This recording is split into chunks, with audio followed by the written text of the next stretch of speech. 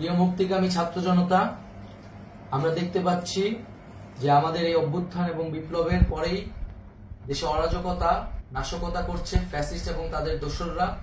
আমরা দেখতে পাচ্ছি যে বিভিন্ন জায়গায় এখন গোলাগুলি চলছে, মন্দিরে হামলা হচ্ছে এবং নাশকতা ও লুটপাট করছে। আমরা মনে করি আমাদের যে ছাত্র নাগরিকদের অভ্যুত্থান তাকে নস্যাৎ করার জন্যই পরিকল্পিতভাবে এই ধরনের ঘটনা ঘটানো হচ্ছে।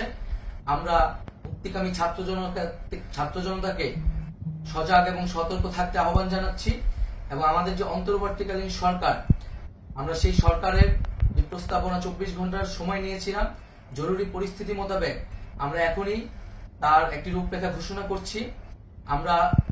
আমরা সিদ্ধান্ত নিয়েছি যে সর্বজন গ্রহণযোগ্য আন্তর্জাতিক খ্যাতিসম্পন্ন নোবেল পুরস্কার বিজয়ী ডক্টর মোহাম্মদ ইউনূসকে প্রধান উপদেষ্টা করে অন্তর্বর্তীকালীন সরকার গঠন করা হবে এবং ডক্টর মোহাম্মদ ইউনূসের সাথেও আমাদের কথা হয়েছে। তিনি ছাত্র জনতার আহ্বানে বাংলাদেশকে রক্ষা করতে এই গুরু দায়িত্ব নিতে সম্মত হয়েছে।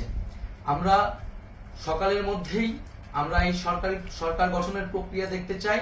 রাষ্ট্রপতির কাছে আহ্বান থাকবে যে দ্রুত সময়ের মধ্যে ডক্টর মোহাম্মদ ইউনূসকে প্রধান উপদেষ্টা করে অন্তর্বর্তীকালীন সরকার গঠন করা হোক এবং এই অন্তর্বর্তীকালীন সরকারের বাকি সদস্যদের নামও আমরা সকালের মধ্যে ঘোষণা করব।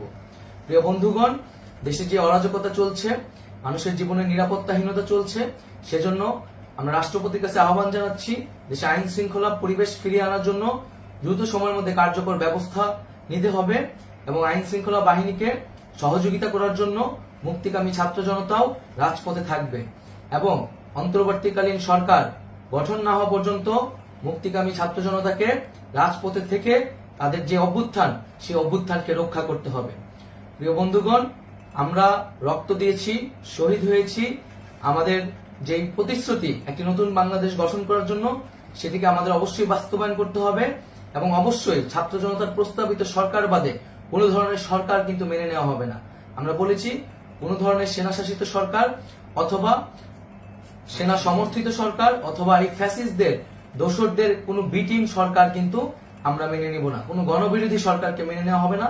ছাত্র জনতার অভ্যুত্থানকারী যে প্রস্তাবিত সরকার, অন্তর্বর্তীকালীন সরকার, যেটা আমরা সিদ্ধান্ত উপনীত হয়েছি ডক্টর মোহাম্মদ ইউনূসকে প্রধান উপদেষ্টা করে এই সরকার গঠন করা হবে, সেই সরকারকেই বাস্তবায়ন করতে হবে অবিলম্বে।